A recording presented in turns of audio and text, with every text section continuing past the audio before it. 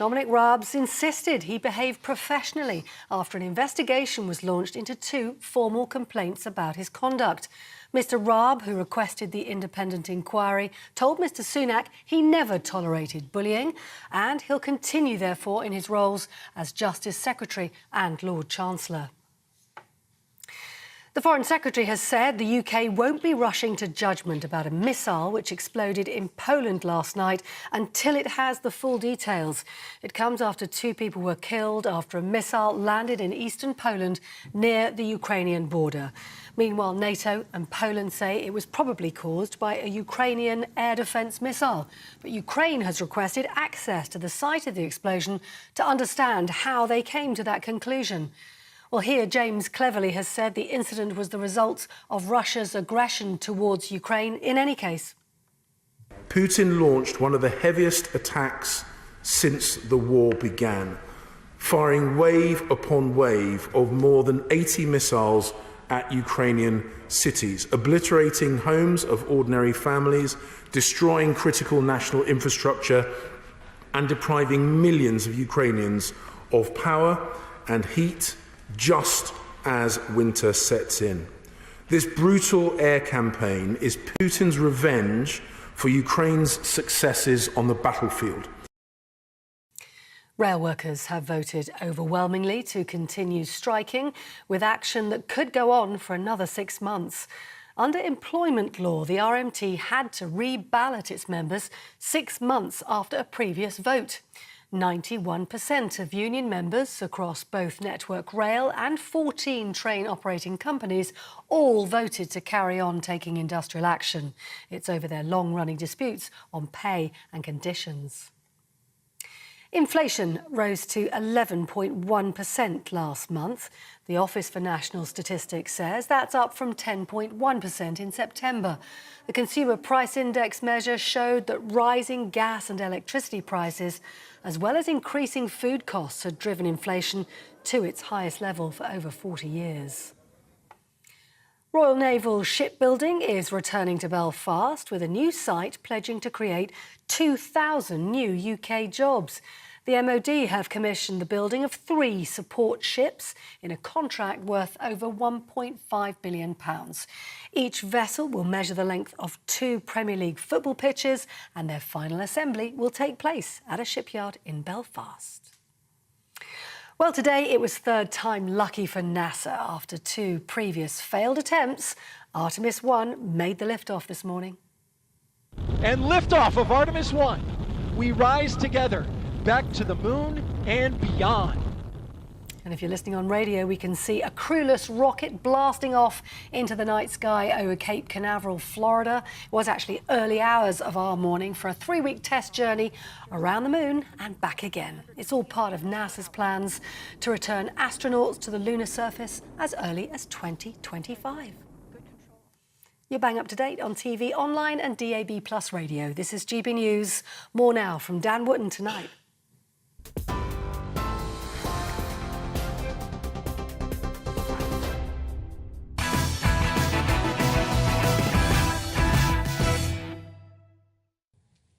Is the Conservative Party Conservative anymore on any issue? In fact, is there any difference between Labour and the Tories?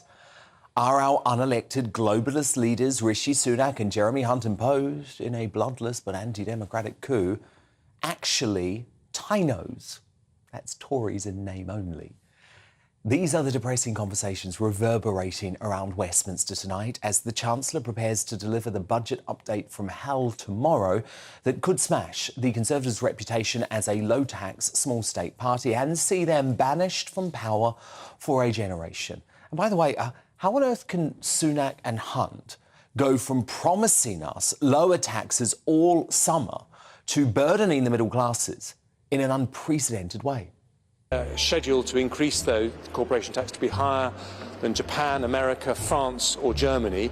I want to cut it to 15%, the lowest we're allowed to cut it to according to international agreements. But I am going to cut taxes. Now, I am going to cut taxes. But I will cut taxes. But I am going to cut taxes. But we will cut taxes. Now, I will deliver tax cuts. And for the first time in 16 years in this Parliament, I will cut the rate of income tax. But I am going to cut taxes. Now, I will cut your taxes. Now, I will cut your taxes.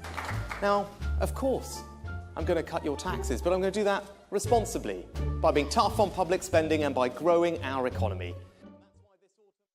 But instead, high tax Hunt is going to overcompensate tomorrow to please the markets, raising the terrifying question, who is actually running our country?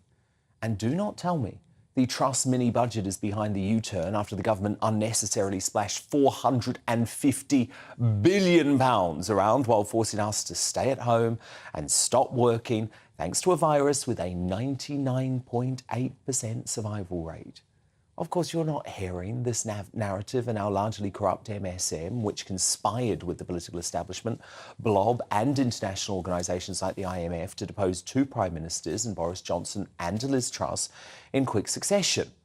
But former Cabinet Ministers loyal to Boris and Truss are privately seething.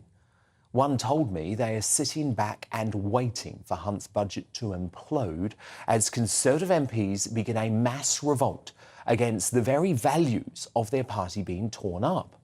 The fight for the soul of the Tories, with the True Blue MPs taking on the Tynos, it could soon get ugly. And actually, we saw the first signs of what might be to come today from Esther McVeigh during PMQ's Watch.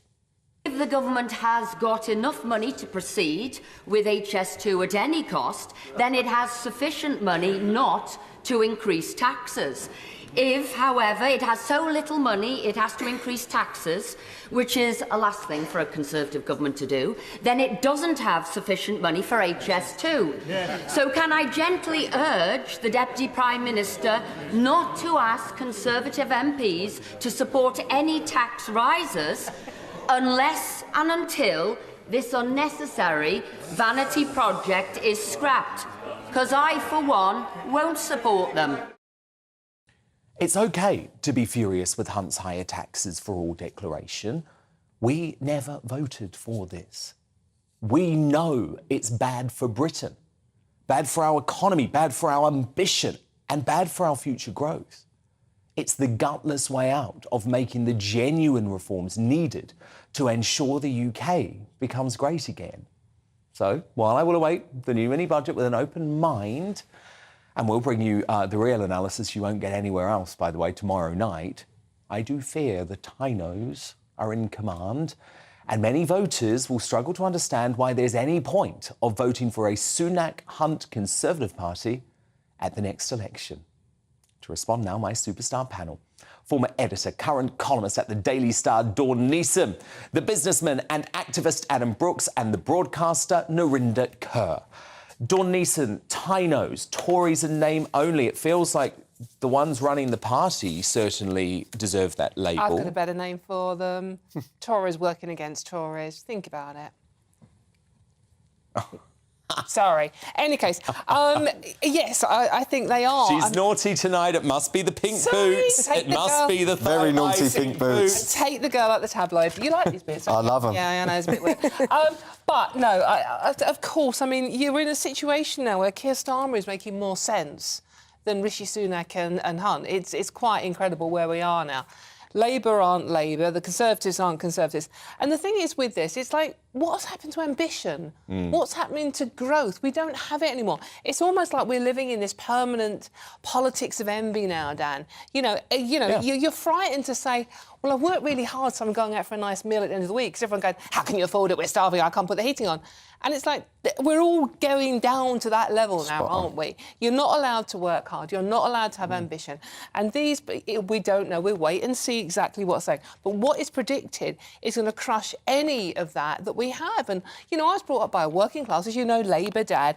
And we were brought up to better ourselves, to work hard, to achieve things. That was what old Labour was about. Not to sit back and wait for handouts. No, never. Adam Brooks, I still think we've got to be careful, though, when we talk about Labour as a low-tax party. They are a high-tax party as well. Yeah. It's just bizarre to me that the Tories have become an even higher tax party. Look, when Jeremy Hunt was in the leadership race, I said on this sofa that he is Keir Starmer in a blue tie. And I think I've been proven right there. There is hardly any difference between them. Why would I vote for the Conservatives You know, I'm a small businessman. I think I work hard. You know, I've got a lot of friends in the industry that are working their socks off and earning nothing, and they're going to be hit with higher taxes and probably lose their businesses next year. You know, why would we vote Conservative? Someone needs to give me a reason why I would do that. And it cannot be, oh, to keep Labour out. I'm not having that anymore. At the end of the day, this isn't a Conservative party. They are Tino's. And I hope that the Conservative Party within itself can somehow put the pressure on these two, because no one elected Rishi Sunak. No one wanted Jeremy Hunt. He's hated by the left, he's hated by most on the right, and those in the middle don't like him either. So how have we ended up here with a Jeremy Hunt Chancellor stroke PM, really? He's running the country. You know what's an interesting statistic? There's more people voting for Matt Hancock to do stuff in the jungle than voting for Rishi Sunak. Because reality TV's that powerful. That is the weird place Dan, we're living in. we cannot put taxes up going into a recession. In my opinion, being on the ground, we're going to have a depression, not just a recession. It is still a Tory government, though. It's not. It's not. They are hitting the poorest through the back doors, and you just don't see it. Well, they're raising taxes on everyone. Yeah, well, they're raising taxes on everyone. Hunt said that at the weekend. Hardest. They're not taxing the energy companies. They're not doing windfall tax. Well, they are. So there's still a Tory government. They're not. They are. Well, they have not as much as they should. Well, not as much as the Labour government would. I know, so they are still a Tory. But that's really not the point, is it? I mean, if they were a genuine Tory... No, it's not a point to say, oh, Labour's going to tax even higher, and so that makes them best. I mean, there are certain taxes the Tories shouldn't even be considering because it goes completely against their philosophy, their reason for being in government. But we had a COVID and we had a lockdown and pandemic, and they've got to balance the books somehow. They have to balance the books somehow. But they're balancing the books because of their actions. They can't just keep printing money. They can't just keep printing money. The rumour was about inheritance tax as well, Dan, am I right? Now, look...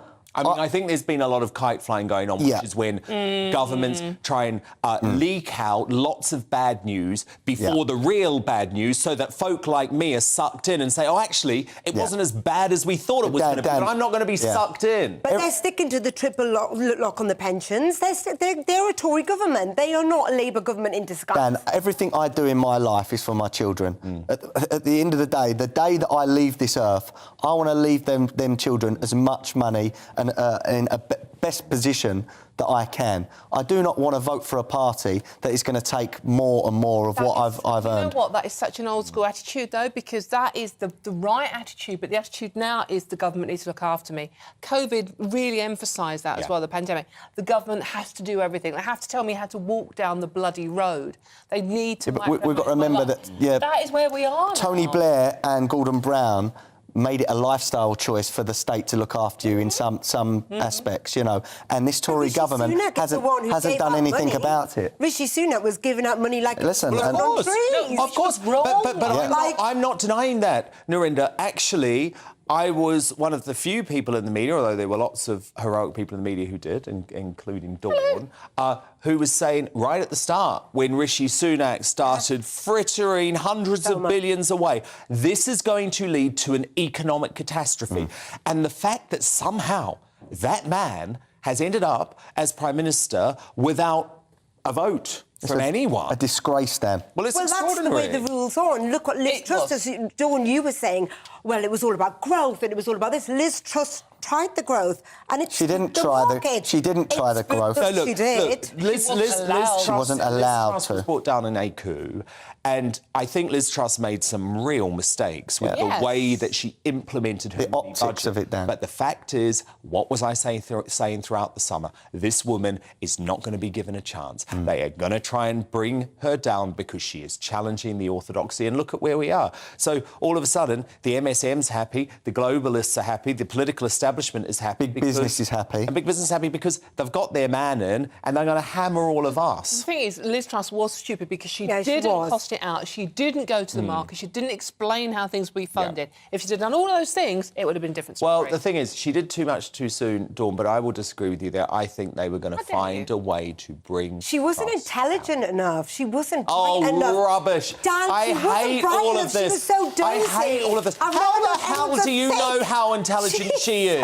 I'm sorry, someone who was in the cabinet for 12 years, who was an incredibly successful international trade secretary, who was a very good foreign secretary. Do you know what? I don't buy into all of this. The lady was returning. She turned to she was weak. Yeah, she was a weak leader. Miranda, I'd love to see how you coped with the MSM, the political establishment, the globalists, the International Monetary Fund, all on your back, trying to bring you down. This is modern-day politics. They all U-turn at the drop of a hat. I mean, Keir But they cut her legs off then. When you know what he was. Like what they did with Boris. They cut her legs off. She had nowhere to go. Cut his own legs off. She was not given a chance. That doesn't mean I'm defending the way that Liz Truss did everything, but the thing is, her policy prescription was right. Her policy prescription was voted for by Tory members. They're the rules, and somehow tomorrow, apparently, we're told by the Chancellor, all of us are going to take a tax rise. Well, who voted for that? Who voted for that? None of us.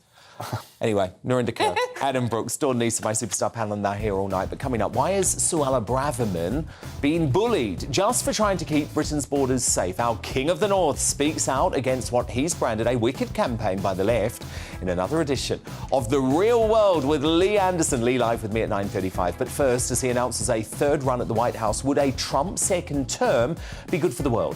Former advisor to the Donald, Jason Miller, goes head-to-head with entrepreneur Amy Ansell in the clash next. I want to know what you think, though. Email me, dan@gbnews.uk, tweet me at GBNews. Our poll running there too. The results in the clash after the break.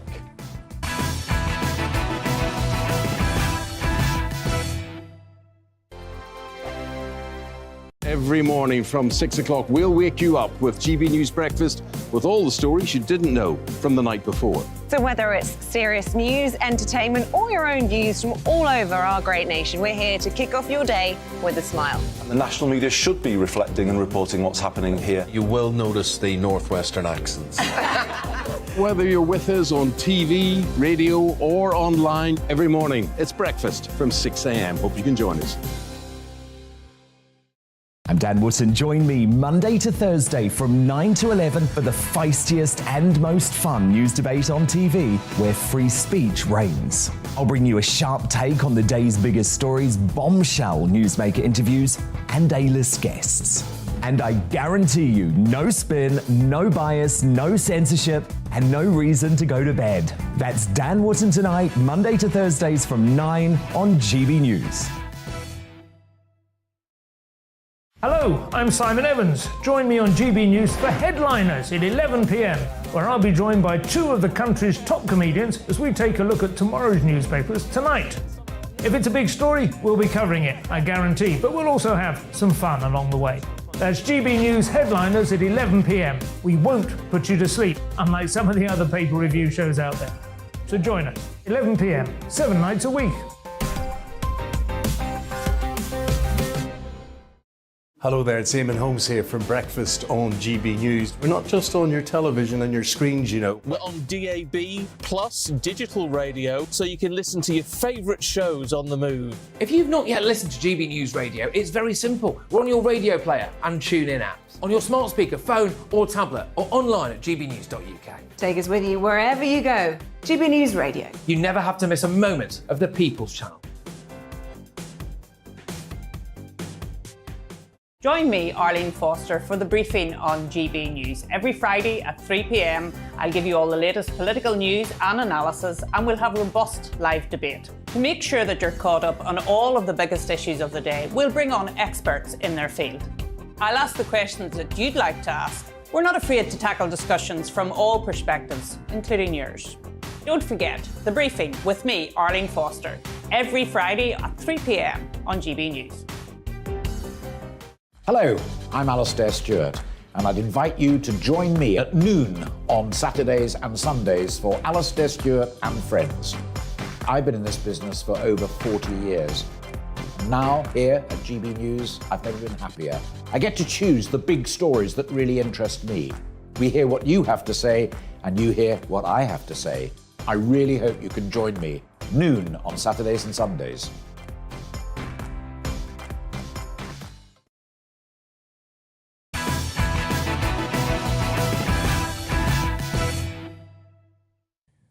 Time now for the clash. He's back, folks. After months of teasing a possible return, Donald Trump finally revealed he is running for president again at a highly publicised event at his Mar-a-Lago resort in Florida last night. Ladies and gentlemen, distinguished guests, and my fellow citizens, America's comeback starts right now. In order to make America great and glorious again, I am tonight announcing my candidacy for President of the United States. Ignoring his Republican critics who have been blaming him for disappointing midterm results, Trump boldly claimed only he could restore America's reputation, while arguing that the war in Ukraine would never have started under his leadership. China, Russia, Iran, and North Korea were in check and respected. They respected the United States, and quite honestly, they respected me. I knew them well.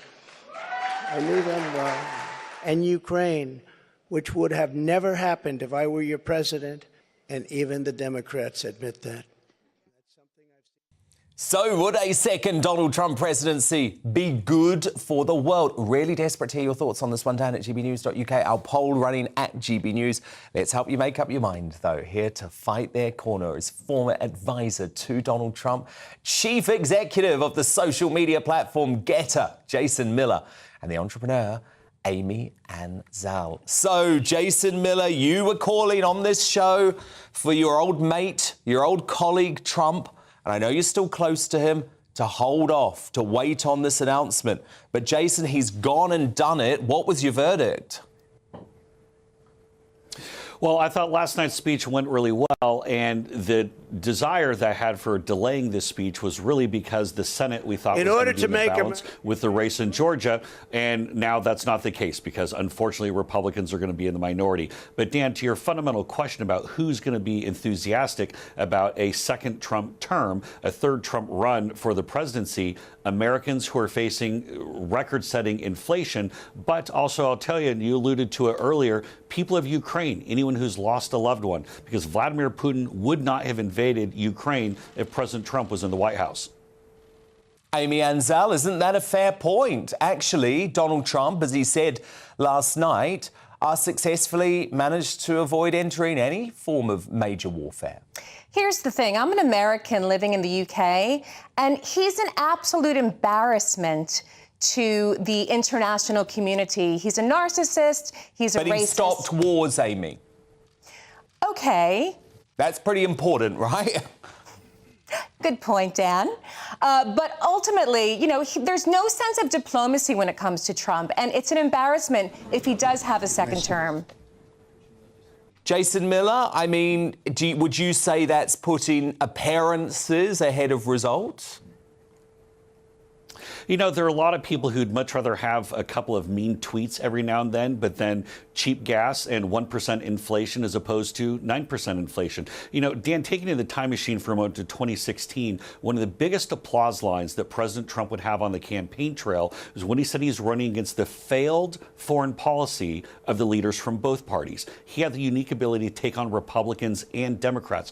The traditional, the conventional way of dealing with foreign crises or foreign affairs has been a failure. Look at North Korea, look at China, look at Russia. What all the experts have been telling us has been a disaster. We need someone who can be a hardliner when we need it, but also the ultimate deal maker when that makes more sense. Yeah, no, good point, Amy. It fascinates me, actually, because you talk about feeling embarrassed, right, about Donald Trump, and I know lots of Americans feel that way. I put it to you that you should be far more embarrassed about the current president of the United States, who cannot read a script, who cannot stay awake during an interview, who cannot name which country he is in at a particular moment in time. Surely that should embarrass you. Okay, I'm not a huge fan of Joe Biden, to be perfectly honest, but I think there are better potential candidates than Trump. There's DeSantis, who would do a great job, in my opinion. OK, well, Jason, look, we've got to talk about the elephant in the room, a DeSantis-shaped elephant in the room, right? I mean, Jason, the guy's good. He had those incredible record results in Florida in the midterms last week. Is he now the biggest threat to stopping your man Trump re-entering the White House? Well, I think Governor DeSantis has an excellent record, of course, being a one-term governor. If he decides to go and run for the presidency, he'll be a formidable opponent. I take all opponents very seriously, by the way, but President Trump has actually done it. The way that he put those states in the upper Midwest and the Mid-Atlantic into play in a way that hadn't been done in a generation is truly a generation-shifting effect that we've had in the parties, Republicans and Democrats, in the United States. But to your point a moment ago, when we talked about the general election matchup, this is something that President Trump can do because he's not defined as a politician. So right now, he's tied with Joe Biden in Pennsylvania, but leading Arizona, Wisconsin, Georgia, states that he needs to win the presidency. That's not the case yet with any other challenger in the Republican Party. So if you want to win in the general election, Donald Trump is your best bet right now. But Amy? He left with a 34% average approval rate. What does that say? And his average in general was 41%. Jason? Well, President Trump has won. President Trump had been president of the United States. And when you look, it was only 44,000 votes over 3 states. Now, 2016 was close as well. It was 77,000 votes over 6 states. But he's actually done it. And when you look at the primary matchups, the most recent polling from Politico and Morning Consult has President Trump ahead by 14%. I think one of the things last night, though, let's go and just dial it back for a moment, because there are some Americans, even some Republicans, who do have a similar reaction to President Trump as my opponent. The message that we saw from President Trump last night was very forward-looking. There was no talk of the 2020 election with any grievances or trading paint, as we'd say in racing terms, with one of the potential or prospective primary opponents. He laid out his vision, and now Joe Biden can't hide anymore. The midterms are passed. Joe Biden is on the spot, whether it's Colombia versus Cambodia, whether it's being sanctioned by the British Parliament. Joe Biden's presidency is in the crosshairs. But I don't think people are going to forget that he incited violence when he left his presidency. 5 people died. I mean, that's crazy that he you know would what? feel 13 Americans died in Afghanistan because of his disastrous withdrawal. That's why he was sanctioned by British Parliament. There are dead American soldiers because of Joe Biden. He's a disgrace. He should be voted out of the office. But what kind of patriotic American leaves the presidency with that as his final thing that he does? I mean, it's crazy. Jason? That's why we're coming back for a second term so he can make America great again. We don't need him to make America great again. We need somebody else. Well, I think what's going to be fascinating is It's not Joe Biden. Well, for the next Maybe 2 DeSantis. years, the next 2 years, because Trump declared early, you're actually going to have a bit more of the British Westminster system, Jason Miller, going on, because you could argue Trump will effectively now operate as the leader of the opposition in America against Biden for the next 2 years. Whether that means he actually ends up as the Republican nominee, well, only time is going to tell, but we will follow it closely. Thank you so much to my friend, the former advisor to Donald Trump and Getter CEO, Jason Miller, and the entrepreneur, Amy Ansell.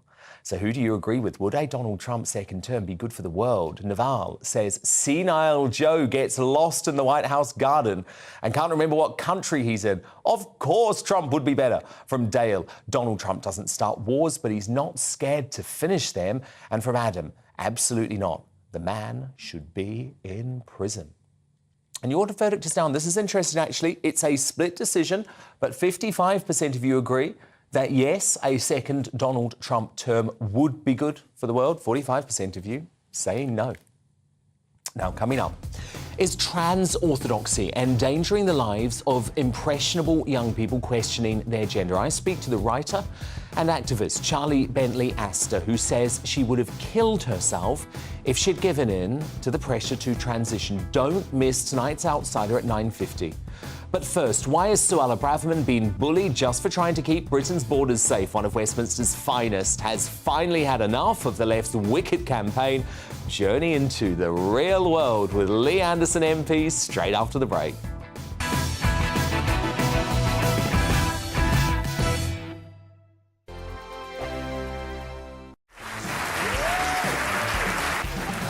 My name is Andrew Doyle. Join me every Sunday evening at 7 p.m. for Free Speech Nation. This is a show where we address current affairs and news stories of the week with the help of 2 wonderful comedian panelists. I brought in comics because I want to give it a lighter edge, and also they work for less. See you there.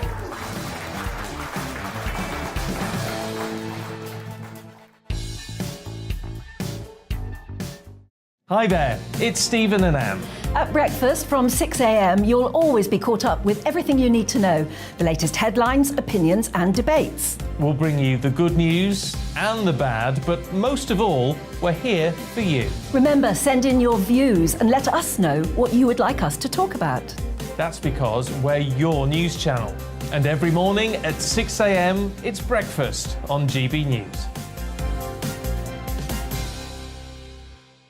We are GB News, and we'd like to say thank you to each and every one of you for bringing us your conversations, for helping our great nation find its voice. We are here for you on radio, television, and online, across England, Scotland, Wales, and Northern Ireland. It's not the BBC, you actually get your facts right. We are proud to be GB News, the People's Channel, Britain's news channel. Monday to Thursday on GB News, it's Bev Turner Today from 10 a.m. There's never been a more interesting but also critical time in British politics, and I can't wait to bring you the biggest stories of the day with the best factual accuracy and also a few of my own opinions thrown in. We'll engage in passionate but always polite debate with your thoughts and opinions at the centre of it all. Monday to Thursday, 10 till 12 on TV, on radio and online. Every Friday and Sunday night from 9, it's Mark Dolan Tonight. We're on the same page again. There's something weird happening. Let Ian finish. Don't be such a cranky. That mini budget was the tip of the iceberg. And on Saturday, my show just got bigger. From 8, it's Mark Dolan's Saturday Night In. You can't govern a country if you can't speak. Stop talking. My God, we reached the end. I've never been early in my life. Only on GB News, the People's Channel. We are GB News, right across the nation. You can get us on television, on radio, on digital. We're absolutely everywhere. Amazing. You see, amazing. You remind me of me in the European Parliament. But here's the most important bit. We are not part of the mainstream establishment. We think and speak just like you do. We are the People's Channel. Magnificent. That's really, really thoughtful. Come and join us on GB News, the People's News Channel.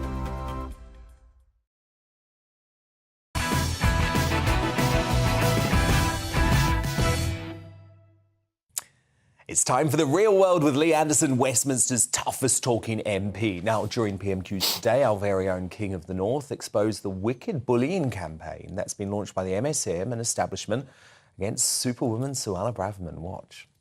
We have a brilliant Home Secretary, but the Deputy Prime Minister will be aware of a wicked and vicious bullying campaign led by the opposition to get us sacked over the past 4 weeks or so. So can the Deputy Prime Minister please reassure me and the people of Ashfield that the Home Secretary will be given all the tools that she needs to solve the migrant crisis and keep the bully boys out of number 10? I would have said here if I was there, Lee Anderson. But look, why is the left so desperate to turn anyone who wants to protect our borders into some sort of hate figure? I think the left, Dan, to be honest, are terrified of anyone that poses a threat. We saw it with Boris. There was a campaign for ages to get rid of him. Obviously, he went. Suella, I think she's got the balls to do the job if she's given the right tools, which is the fact I raised today. They're terrified of her. She says the right things. She ticks all my boxes. She ticks all the boxes of a lot of people in that Me show. too.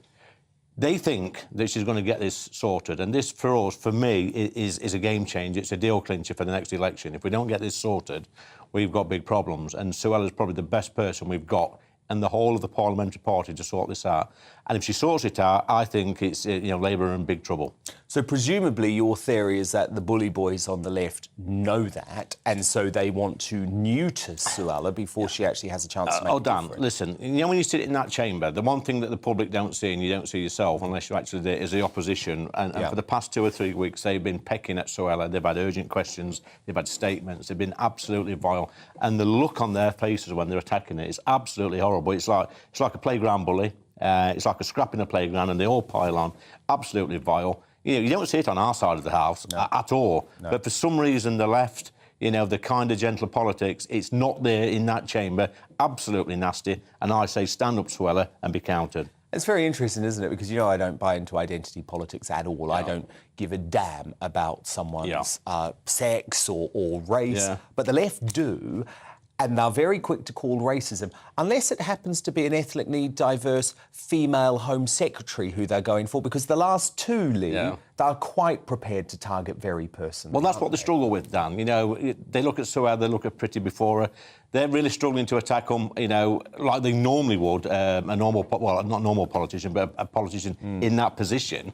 And so they have to go personal. And we've seen it, you know, like I said last week, Dan, in the real world, nobody's actually emailed me over what's happened with Suella and the emails. They're not interested. What they are interested in is the illegals coming over, the Albanians coming over, our hotels filling up, homeless people being kicked out of hotels, and illegal immigrants being put in. That's what they're interested in. And it's just a shame that the Labour Party aren't talking about that. Well, you wrote a very powerful piece this week, which I thought made some really pertinent points about this issue. And you said you actually don't care now if people throw the racist word, the bigoted word at you. You are going to keep talking about this issue because you know how important the migrant crisis is. It is. Like I said before, Dan, to you, you know, I work at Westminster. It's a bubble. It's full of MPs, lords, the media, lobbyists, staffers.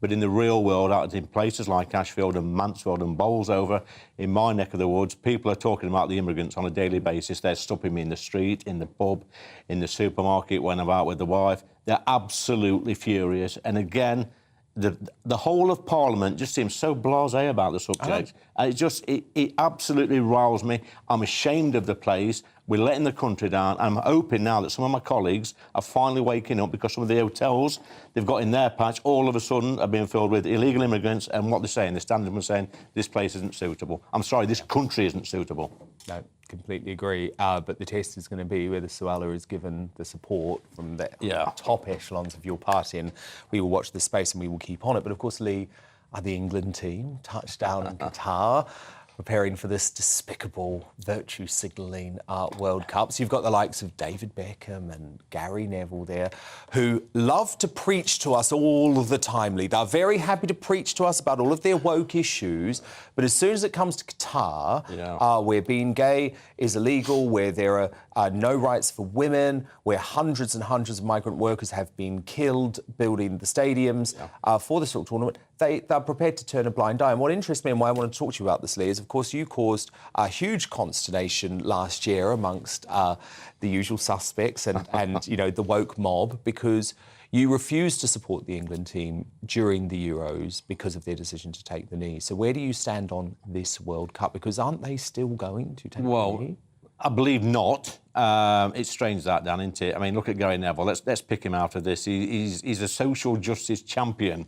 I think that's what he describes himself as. Yeah, right. Look, he calls out homophobia, he calls out sexism, he champions workers' rights, and then he's going to Qatar and is getting goodness knows how much money for going there. Yeah, millions and millions. Look, Gary, if you're looking right now at this programme, the people of our country would think a lot more of him if he called this nonsense out, took the money and gave it away to a charity. He won't do it, though, Dan, will he? Because he's going for the money. Same with Beckham.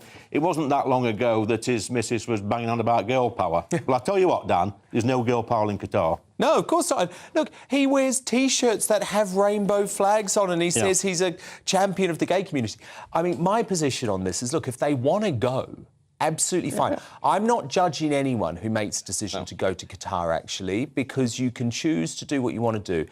But let me tell you, if Gary Neville, Gary Lineker or David Beckham ever preach to me about social issues again, I will tell them to take a running jump, because it is meaningless mumbo-jumbo given they're prepared to take the Qatari money. Just a bunch of hypocrites, Dan. That's all they are. They're multi-millionaires. They're completely out of touch with the rest of the world. Look, these overpaid ex-footballers, they're very good on Twitter at virtue signalling, but when it comes to the real matters that really matter to people in this country, I know people that's not going to watch the football over the next month or so. They get it. They're just working-class people in places like Ashfield. They understand.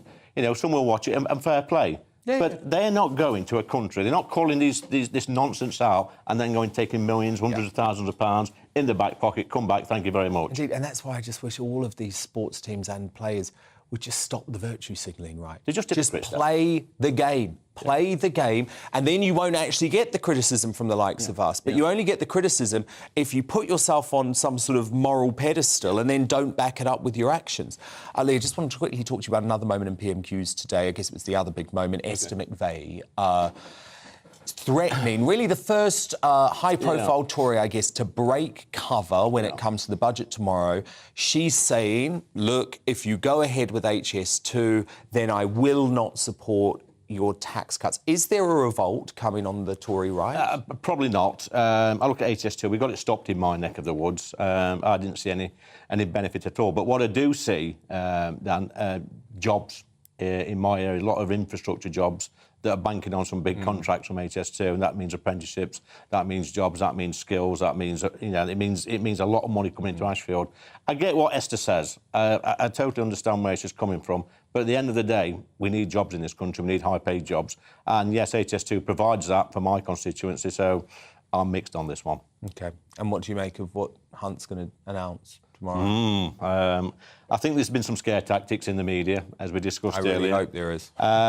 You know, they keep putting out the triple lock's going to go. That's a red line for me. I wouldn't support any cuts to the triple lock. We've got to get that back on track. You know, our pensioners deserve a break in this country. They need that extra money in the pay packet. Look, they say we're all going to be paying more taxes. You know, if we're all going to bear the brunt, then so be it. It's not what I came into this place for. I wanted us to be a low-tax, a Conservative party. We're not. We're paying for the cost of COVID and some mistakes we've made. We're paying for a war in Ukraine.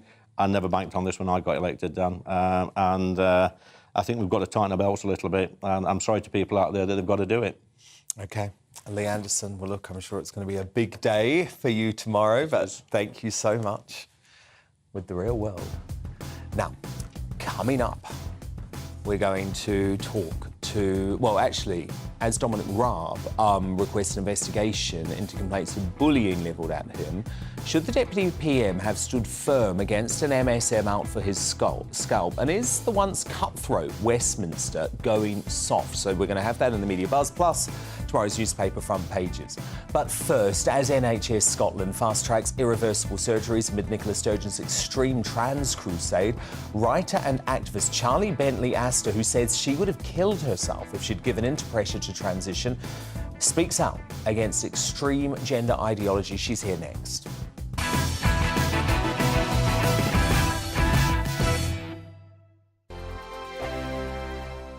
Join my show Farage, 7 p.m. till 8 p.m. Monday through Thursday, and there you will get opinion, analysis, debate, and I'll cover stories that nobody else dares to touch. You've been cancelled. Join the club. Oh my goodness, brilliant. And then for the last 15 minutes, talking pints. Over a drink, we have a civilised conversation with someone. We very often disagree, but we do it in a grown-up way. Come and join me on Farage. We are GB News. And we'd like to say thank you to each and every one of you for helping our great nation find its voice. We're absolutely everywhere. Across England, Scotland, Wales and Northern Ireland. On TV, on radio, and online. We're proud to be the People's Channel, Britain's news channel. On the Mark Steyn Show, we cover the stories a lot of people are scared even to mention. The stuff that really matters with some of the world's biggest thinkers. Now is his opportunity to kind of take the steering wheel of history. Break away from the flock at 8 o'clock on GB News with the Mark Steyn Show. Monday to Thursday nights on GB News. At 6, it's Dubes & Co. 7 o'clock, Farage. At 8, join Mark Steyn. And at 9, Dan Wootton Tonight, followed by Headliners. On TV, radio and online. This is GB News. Hello, I'm Michelle Dewberry, and you can join me every weekday 6 till 7 on Dubes & Kerr. Me and my panel will get stuck right into the day's events, and I can tell you, in fact, I can warn you, expect some robust debates, some strong opinions and perspectives from both sides of the fence. It's about you at home as well. I love to read out all of your comments, or at least as many as I can. So join me, Michelle Dewberry, Monday to Friday, 6 till 7 on Dubes & Kerr. I'm Mark White. As GB News Home and Security Editor, I cover those key issues that are so important to you. Our authorities, our communities doing all they can to combat violent crime. With the public services under unbearable strain, why are we still failing to control our borders? Defence, the first priority of any government, has been continually hollowed out. Can we trust our politicians to protect the armed forces? Join me, Mark White, on GB News. Hello there, it's Eamon Holmes here from Breakfast on GB News. We're not just on your television and your screens, you know. We're on DAB plus digital radio, so you can listen to your favourite shows on the move. If you've not yet listened to GB News Radio, it's very simple. We're on your radio player and TuneIn apps, on your smart speaker, phone or tablet, or online at gbnews.uk. Take us with you wherever you go. GB News Radio. You never have to miss a moment of the People's Channel.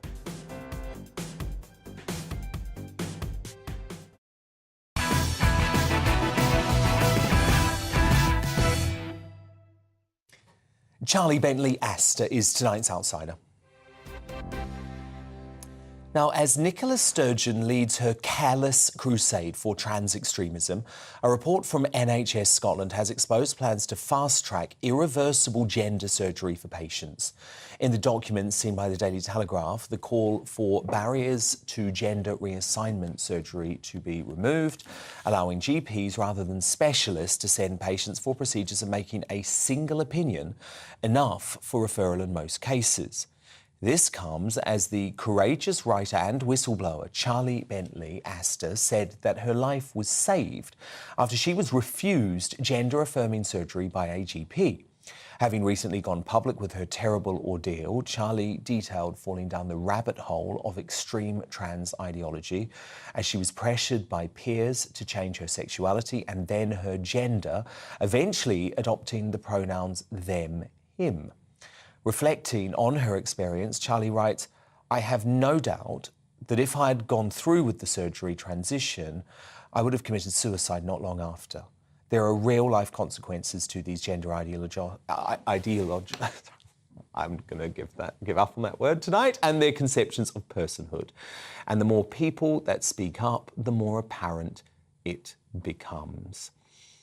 And I'm delighted to say that Charlie is with me now. Charlie, I really wanted to speak to you because I read your story and it must have been so difficult for you to write that. It was incredibly personal, but also hugely enlightening into what young folk are going through and the pressure that people these days who are just concerned about their sexuality have to go down this path of irreversible transition. And I just wondered, Charlie, when you hear about what Sturgeon and the NHS have planned in Scotland, how worried you are for people who are in the same position as you. Hi, Dania. Thanks for having me on. I'm concerned, more than concerned, because a GP was just one of the many steps I would have had to have taken to surgically transition. But now those steps are being removed. The time with which I would have been given to consider whether transition was right for me would have been much shorter, and I'm certain that I would have come to a different conclusion. Time has been essential in me being able to interrogate my own feelings and come to the conclusion that I have that transition is not the right thing for me. Yeah, because you needed really time to explore your sexuality, right? That was what I took from the piece. Actually, there wasn't an issue with your gender identity at all. But, you know, the hormones are running wild, you're young. And let's allow teenagers to live through this sometimes before instantly trying to put them on puberty blockers or put them through surgery, which actually can ruin lives. Yeah, completely. And so time was what I needed to explore what my sexuality meant to me. It also gave me time to explore the other depths of my personality and my psyche and the way that I think. And so post going and to the GP and asking for a referral for transition. I was diagnosed with ADHD and autism. Had I known that pre going to the GP, I probably wouldn't have gone because understanding those things about myself put a lot of other things into context, the way that I think, the way I relate to people, the way I experience emotion. All of these things were supposed to be explained by the fact that I had a boy's brain that was in a girl's body, and that if that was fixed, that would fix the problem. Knowing now that that's not what the problem is I had ADHD and autism and haven't learned how to deal with that and how that affects me. The transition would not have helped me because I was diagnosed with the wrong issue.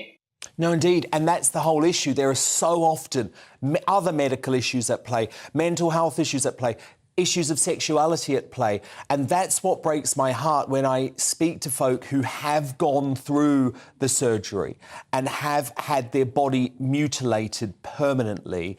And then they realise, oh, my goodness, nothing has actually changed. It's heartbreaking. And for you, you're convinced that if you had have gone down that path, actually, you wouldn't have been able to live with yourself as a quote-unquote man. Yeah, precisely because I'm not one. And the fact that the surgery would not have changed my relationship with my body. I already had a very unhealthy relationship with my body. And so it being my body, but then a mutilated version of my body, the irreparability, the irreversibility of those surgeries would have been intolerable for me to deal with. I could barely deal with the body that I already had. So then to have somebody else's body, I wouldn't have been able to live with it, no.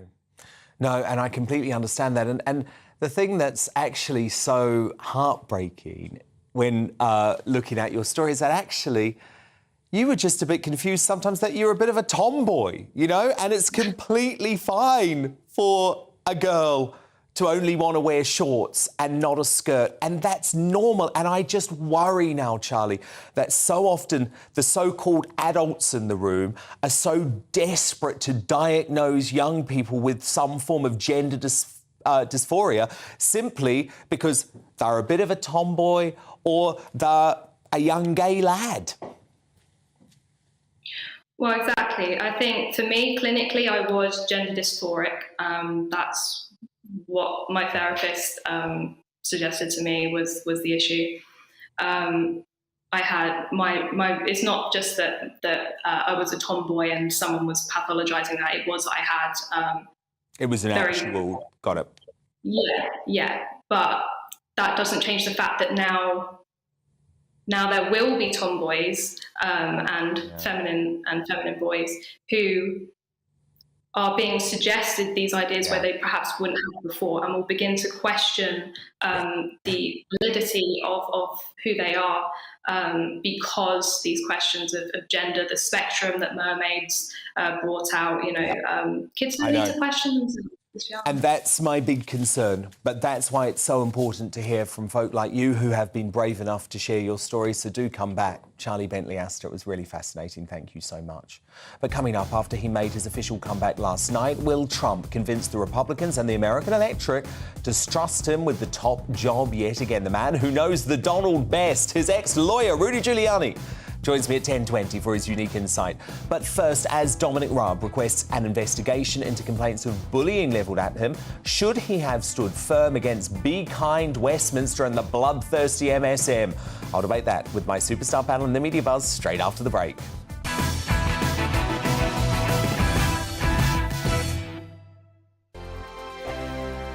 We are GB News, and we'd like to say thank you to each and every one of you for bringing us your conversations, for helping our great nation find its voice. We are here for you on radio, television, and online, across England, Scotland, Wales, and Northern Ireland. It's not the BBC, you actually get your facts right. We are proud to be GB News, the People's Channel, Britain's news channel. I'm Mark White. As GB News Home and Security Editor, I cover those key issues that are so important to you. Are authorities, our communities doing all they can to combat violent crime? With the public services under unbearable strain, why are we still failing to control our borders? Defence, the first priority of any government, has been continually hollowed out. Can we trust our politicians to protect the armed forces? Join me, Mark White, on GB News.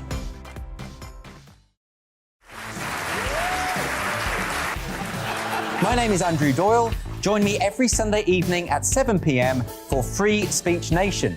This is a show where we address current affairs and news stories of the week with the help of two wonderful comedian panellists. I brought in comics because I want to give it a lighter edge, and also they work for less. See you there.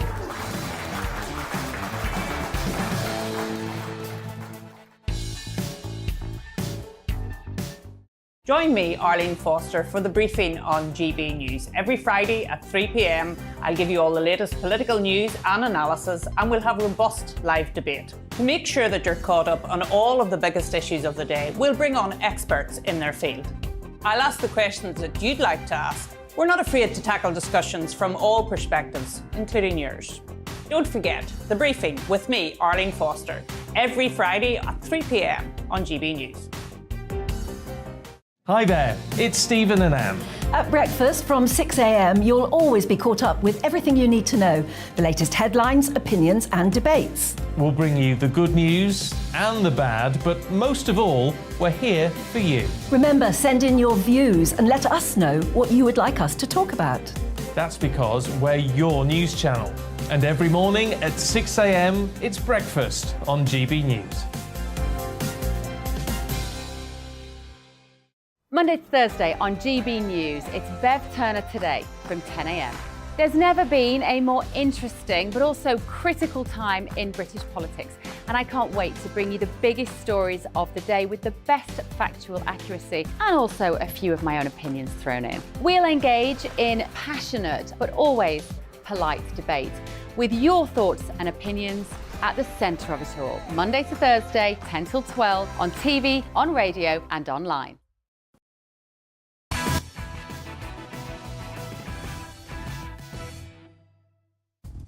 It's 10 p.m, I'm Dan Wootton. Tonight, after universities are ordered to go woke by the degrees watchdog, sparking fears of more hostility towards free speech fundamentalists, like Calvin Robinson. You can gasp and class your face. You're studying one of the best universities in the world. In what way are you suffering? You are privileged. So do lessons on colonialism, white supremacy and class division have any place in higher education? I'll debate that at 10:30 with my superstar panel, Dawn Neeson, Adam Brooks and Narinder Kaur, who will be back in just a moment. It's official. Trump is making a third extraordinary run at the White House. Ladies and gentlemen, distinguished guests and my fellow citizens, America's comeback starts right now. So will the Donald be able to convince Republicans and the American electorate to back him for a second term? His former lawyer and one of his closest advisors, 9/11 hero Mayor Rudy Giuliani, joins me live at 10:20. As Dominic Raab requests an investigation into complaints of bullying levelled at him, should the Deputy PM have stood firm against an MSM determined to claim another ministerial scalp? And is the once cutthroat Westminster going soft? That's our big debate next. Could Coronation Street's woke storyline spell the death of the iconic soap after 62 years? Or one of its most recognisable faces, Charlie Lawson, weighs in on that, as well as what has to be, I think, the most shockingly hateful eulogy I've ever seen. What you are is a racist, misogynistic, xenophobic, Trump-loving, cis-straight white man. That is all you will ever be to me. And Dad, before you tell me to respect the dead, please remember that you disrespected and disregarded the lives and deaths of entire communities of people with your ideology. A woke American paying tribute to her father at his funeral. I'm going to play you that full extraordinary video later on as our man of the people breaks down another week in woke at 10:45. We'll have tomorrow's newspaper front pages for you too, and a brand new Greatest Britain and Union Jackass name, so do stay out with us tonight. But first, the news headlines with Polly Middlehurst.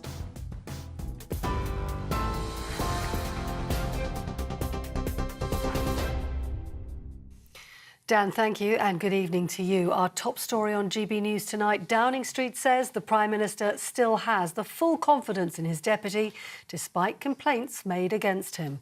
Dominic Raab's insisted he's behaved professionally after an investigation has been launched into 2 formal complaints about his conduct.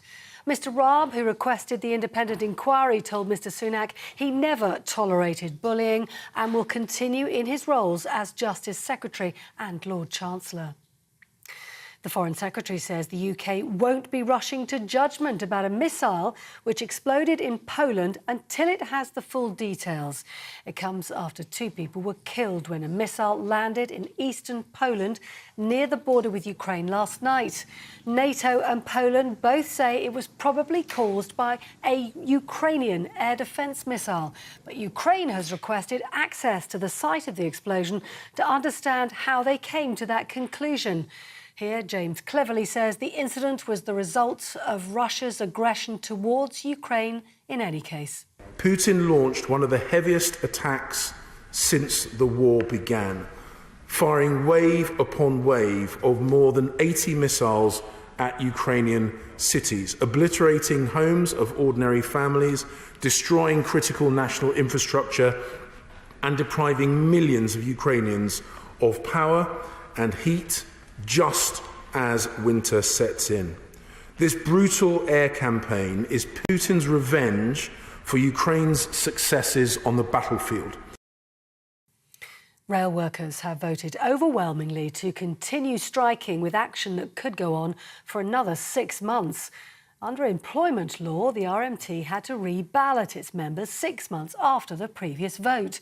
91% of union members across both Network Rail and 14 train operating companies have voted to carry on taking industrial action. It's their long-running disputes over pay and conditions which are causing it. Inflation has risen to 11.1% last month. The Office for National Statistics says that's up from 10.1% in September. The Consumer Price Index measure showed that rising gas and electricity prices, as well as increasing food costs, had driven inflation to its highest level for over 40 years. Royal Naval Shipbuilding is returning to Belfast, with a new site pledging to create 2,000 UK jobs. The MOD's commissioned the building of 3 support ships in a contract worth £1.6 billion. Each vessel will measure the length of 2 Premier League football pitches, and their final assemblies will take place at a shipyard in Belfast. Now, it was third time lucky for NASA. After 2 previous failed attempts, Artemis 1 made liftoff this morning. And liftoff of Artemis 1. We rise together, back to the moon and beyond. And if you're listening on radio, we're watching a crewless rocket blast off into the night skies over Cape Canaveral in Florida for a 3-week test journey around the moon and right the way back again. It's all part of NASA's plans to return astronauts to the lunar surface as early as 2025. You're up to date on TV, online and DAB+ radio. You're with GB News. Back now to Dan Wootton tonight.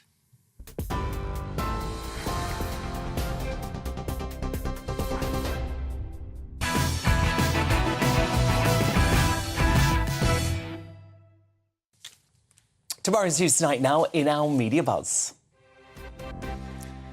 And let's kick off with a first look at our front pages hot off the press. And the Metro previews tomorrow's budget as Chancellor Jeremy Hunt sends out his plan for filling the £60 billion black hole in the nation's finances. He's preparing a double dose of tax rises and big public spending cuts, and we're forced to grin and bear it.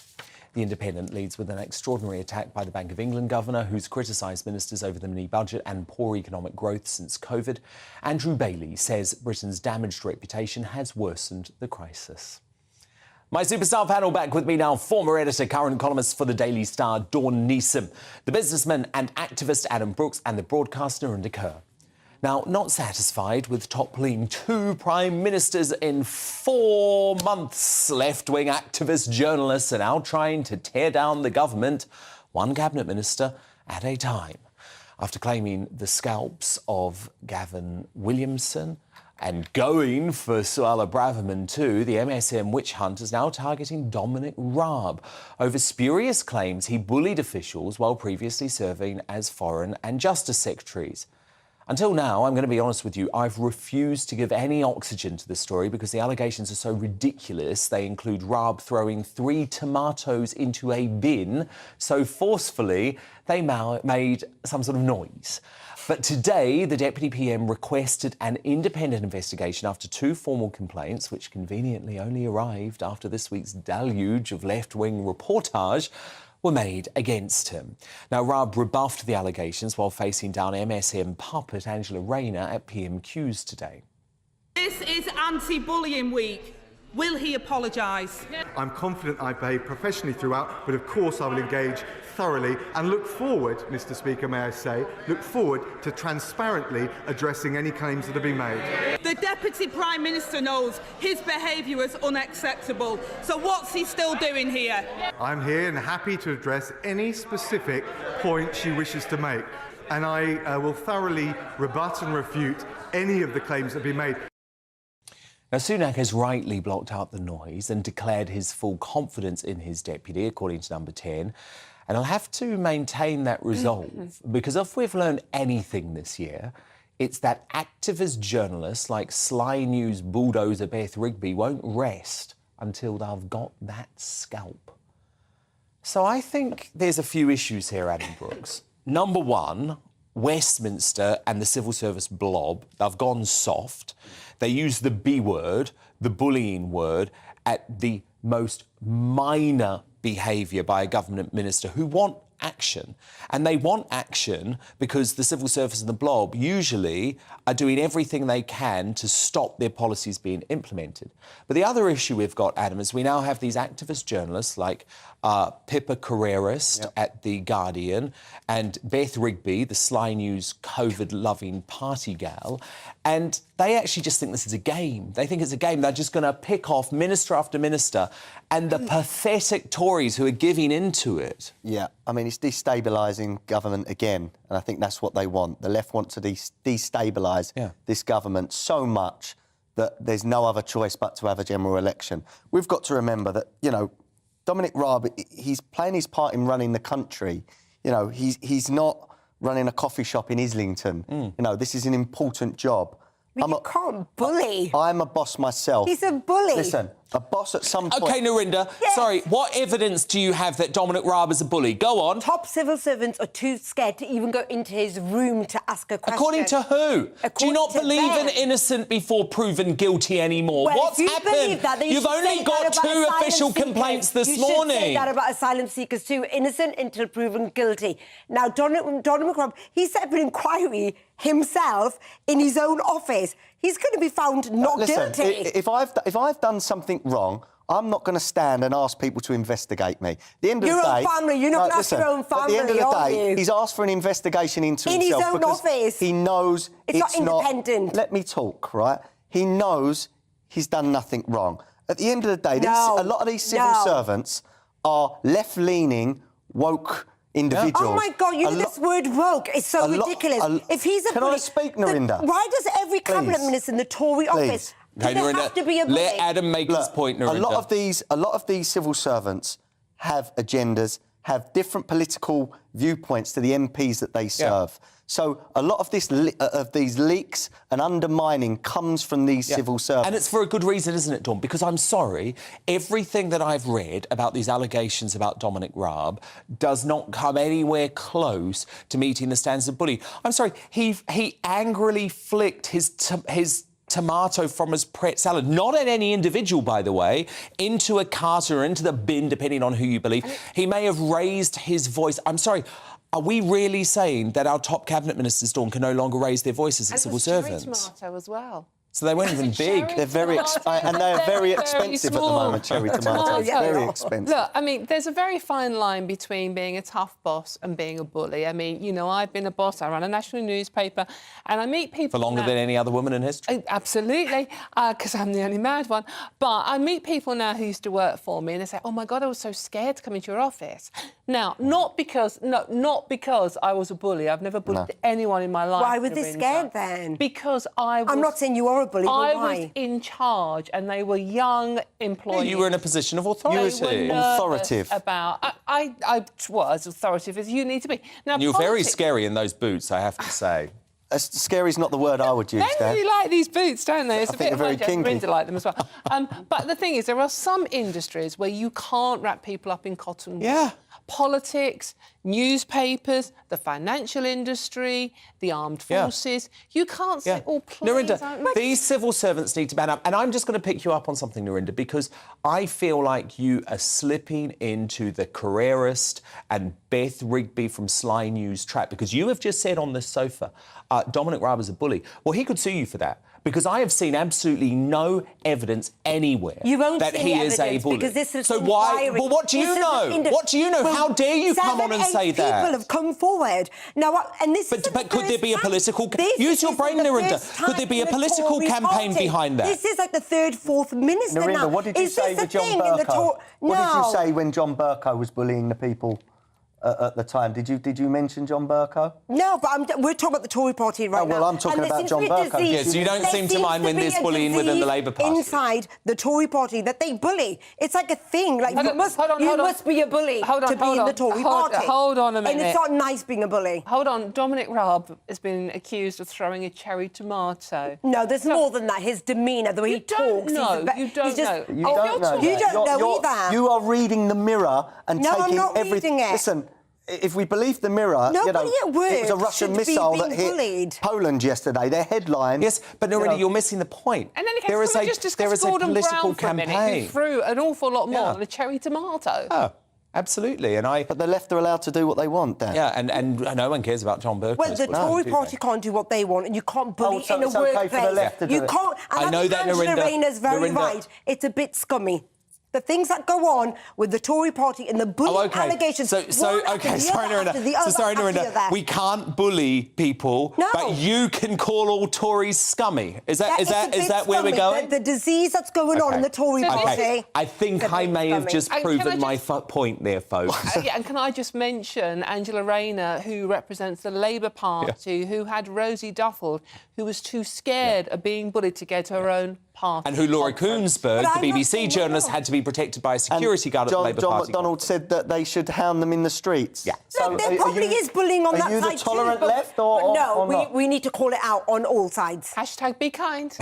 Now, finally. Hypocrisy. Finally, amongst the globalist backslapping of world leaders at the G20 in Bali was a rare glimpse at just who wears the trousers on the world stage. Authoritarian Canadian PM Justin Trudeau, who has previously been open about his admiration for the Chinese Communist Party, was given a stern dressing down by its leader Xi Jinping for leaking details of a previous conversation to the press. Now, this toe-curling confrontation was caught on camera by the Canadian media. Watch. Everything we discuss is then leaked to the paper. That's not appropriate. And that's not how the conversation was conducted. If there is sincerity on your part, free and open and frank dialogue, and that is what we will continue to have. We will continue to look to work constructively together, but there will be things we will disagree on, and we will have to. Let's create the conditions first.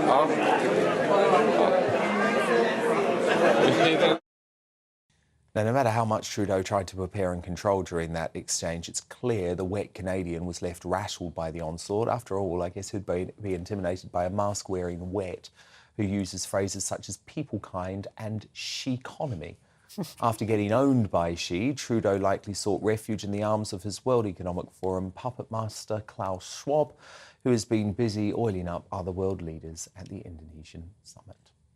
Narinda Kerr, Adam Brooks, Dawn Neeson, do stand by, because coming up, after universities are offered to go woke by the degrees watchdog, do lessons on colonialism and class division have any place in higher education? My superstar panel return to debate that when the Media Buzz returns. But first, Trump, he's officially in the presidential race, but will he be able to convince Republicans and the American electorate to back him for a second term? One of the men who knows him best, 9/11's hero mayor Rudy Giuliani, weighs in on the most anticipated political comeback in history. Rudy's live straight after the break.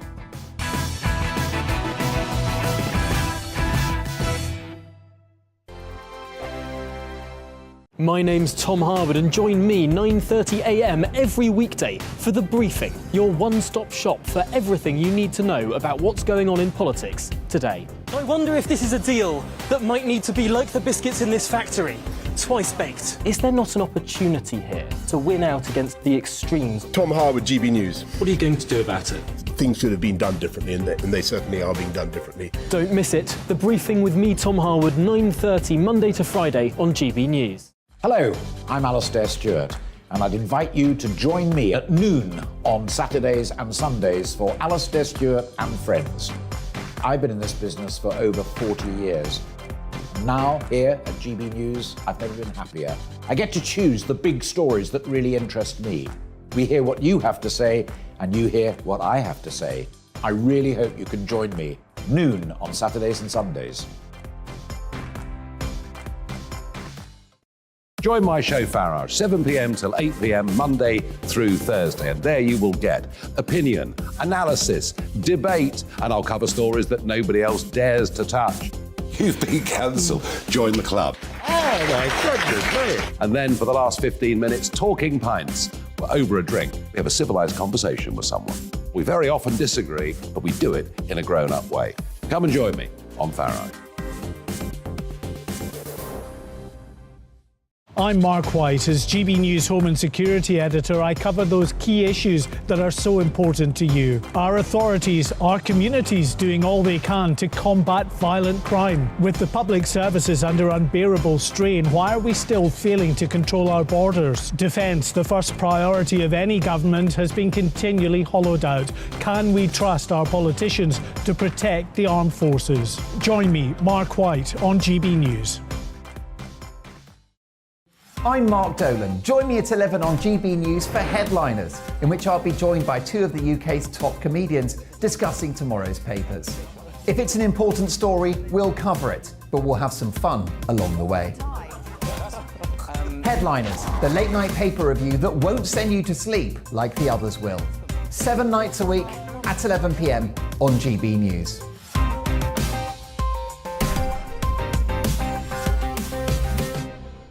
We are GB News, right across the nation. You can get us on television, on radio, on digital. We're absolutely everywhere. Amazing. You see, amazing. You remind me of me in the European Parliament. But here's the most important bit. We are not part of the mainstream establishment. We think and speak just like you do. We are the People's Channel. Magnificent. That's really, really thoughtful. Come and join us on GB News, the People's News Channel.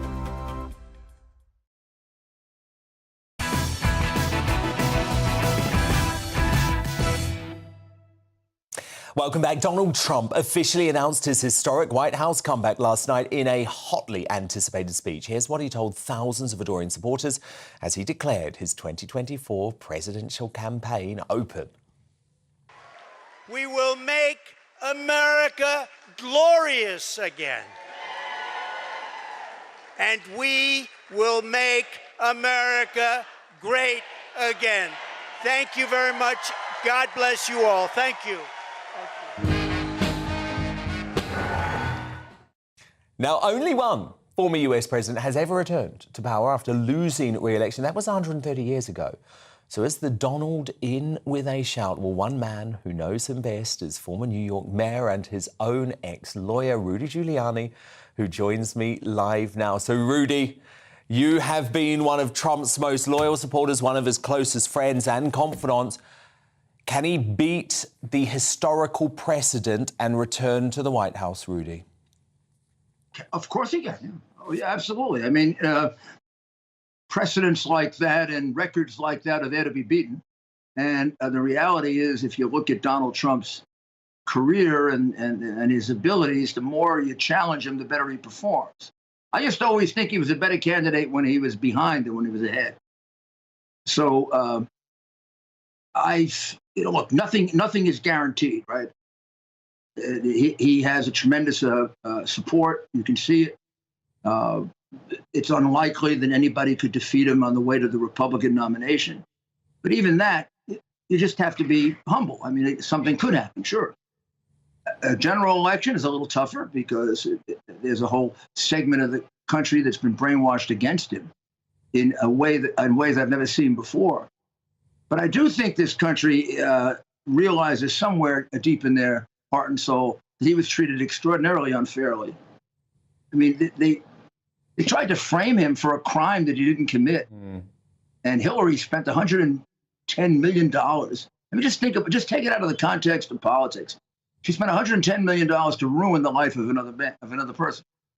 She was going to try to have him accused of Russian collusion when she knew it didn't happen, since she paid to make it up. And then all her little Democrat sycophants have been lying about that for years. I mean, just go on television and say, and I mean, think of Shifty Schiff. I have a list here. I have a list here of all of the witnesses who can show direct connection between Trump and Russia. Now the list gone. Yeah. No, and I mean, look, the Russian collusion hoax, look, that was certainly very bad for the Democrats. But, Rudy, to play devil's advocate, if you look at the midterm results, does it not indicate that for whatever reason, right, the American public seem to prefer Republicans who aren't connected to Trump? Not uniformly. I mean, Vance won. A lot of Republicans won who were connected to Trump. First of all, there aren't too many Republicans not connected to Trump. So you have Kemp is one, right?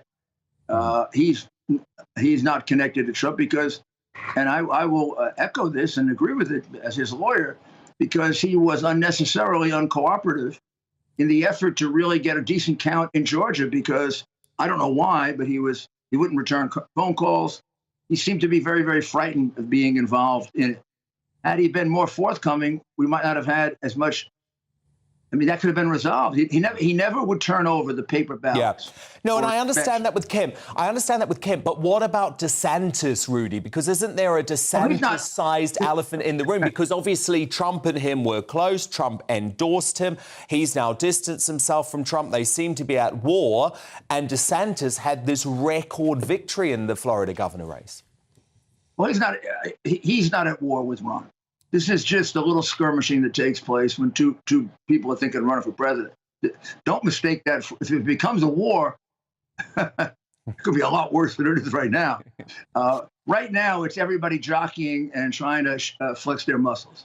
Okay, but you say DeSantis runs definitely? That's definitely going to happen? No, I don't say he runs definitely. I say, I don't know if, I haven't talked to Ron about it. I'll see from what I see publicly, I'd say it looks like he's a little closer to running than not running. Yeah. In other words, instead of having his foot out of the water, he has his foot in the water. But he hasn't put the other foot in yet. So we don't know if he's going to put the other foot in or take it out. Could he beat Trump? Could he beat Trump in the primary, Rudy? I don't think so. I mean, I'm one that never makes definitive.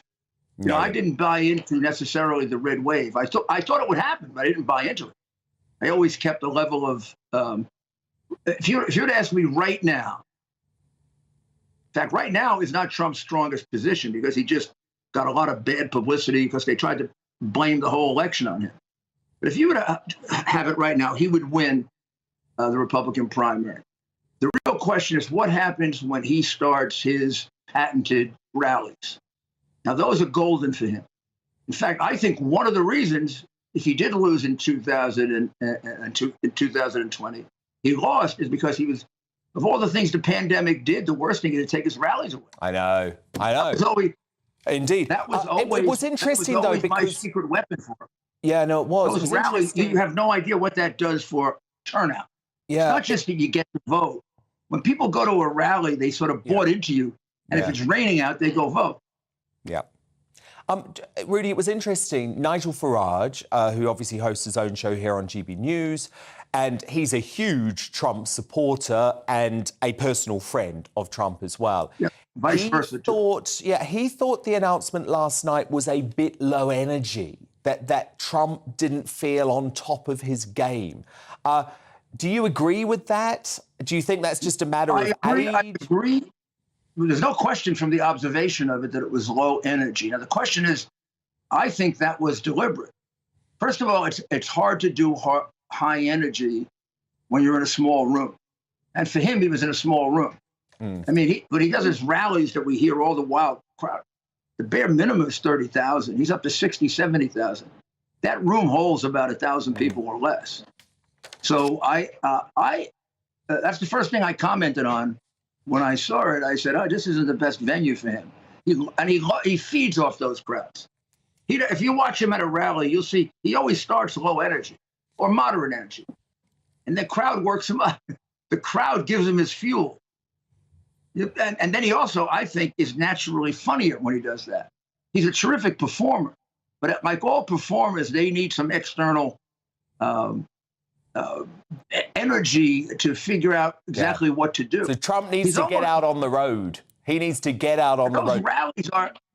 Those rallies are like they're like a variety show. Yeah. And will you be there? Will you be there, Rudy? Are you going to stick by him over the course of this 2 years? Will you campaign for Trump?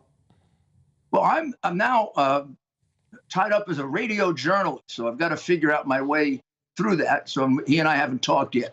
So after we talk, I'll give you a definitive answer on it. We have not had a conversation.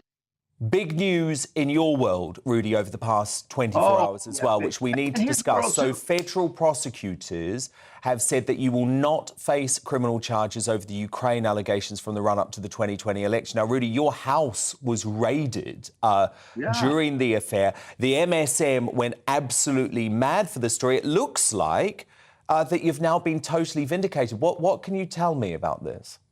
What I can tell you is that I am a poster boy for the criminalization of law enforcement for political purposes.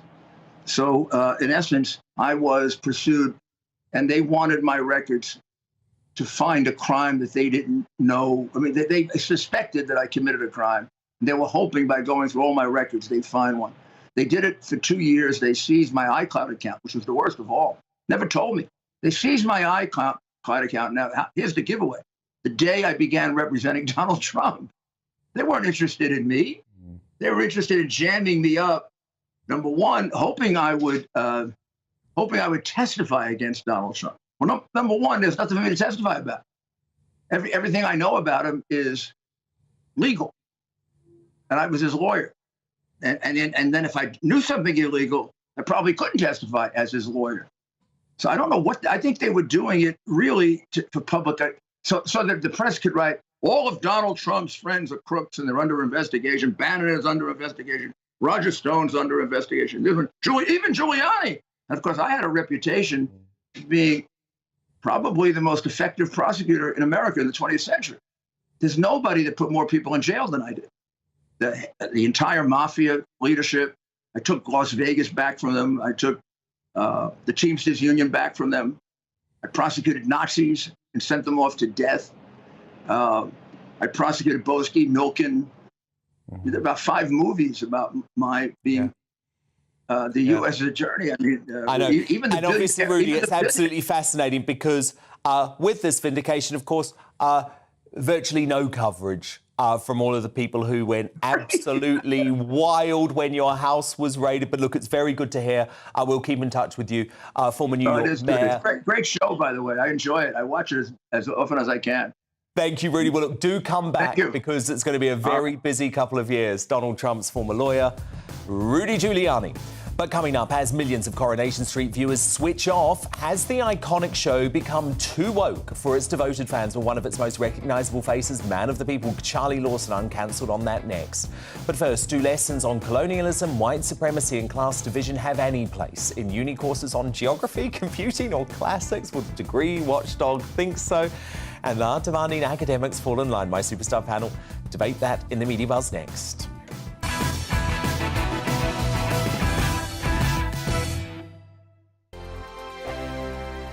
I'm Dan Wootton. Join me Monday to Thursday from 9 to 11 for the feistiest and most fun news debate on TV, where free speech reigns. I'll bring you a sharp take on the day's biggest stories, bombshell newsmaker interviews, and A-list guests. And I guarantee you, no spin, no bias, no censorship, and no reason to go to bed. That's Dan Wootton Tonight, Monday to Thursdays from 9 on GB News. Hello, I'm Esther McVeigh. And I'm Philip Davis. Whether you're watching or listening on TV, online or on radio, we handpick the latest stories, debates and expert opinions for your weekend. So whether that's politics, news or showbiz, we've got it covered. Join us every Saturday morning at 10 o'clock on GB News. We are GB News. And we'd like to say thank you to each and every one of you for helping our great nation find its voice. We're absolutely everywhere. Across England, Scotland, Wales and Northern Ireland. On TV, on radio and online. We're proud to be the People's Channel, Britain's news channel. On the Mark Steyn Show, we cover the stories a lot of people are scared even to mention. The stuff that really matters with some of the world's biggest thinkers. Now is his opportunity to kind of take the steering wheel of history. Break away from the flock at 8 o'clock on GB News with the Mark Steyn Show. Every Friday and Sunday night from 9, it's Mark Dolan Tonight. We're on the same page again. There's something good happening. Let Ian finish. Don't be such a cranky. That mini budget was the tip of the iceberg. And on Saturday, my show just got bigger. From 8, it's Mark Dolan's Saturday Night In. You can't govern a country if you can't speak. Stop talking. My God, we reached the end. I've never been early in my life. Only on GB News, the People's Channel. We are GB News, and we'd like to say thank you to each and every one of you for bringing us your conversations, for helping our great nation find its voice. We are here for you on radio, television, and online, across England, Scotland, Wales, and Northern Ireland. It's not the BBC, you actually get your facts right. We are proud to be GB News, the People's Channel, Britain's news channel. Join my show Farage, 7 p.m. till 8 p.m. Monday through Thursday, and there you will get opinion, analysis, debate, and I'll cover stories that nobody else dares to touch. You've been cancelled. Join the club. Oh my goodness me. And then for the last 15 minutes, talking pints. Over a drink, we have a civilised conversation with someone. We very often disagree, but we do it in a grown-up way. Come and join me on Farage.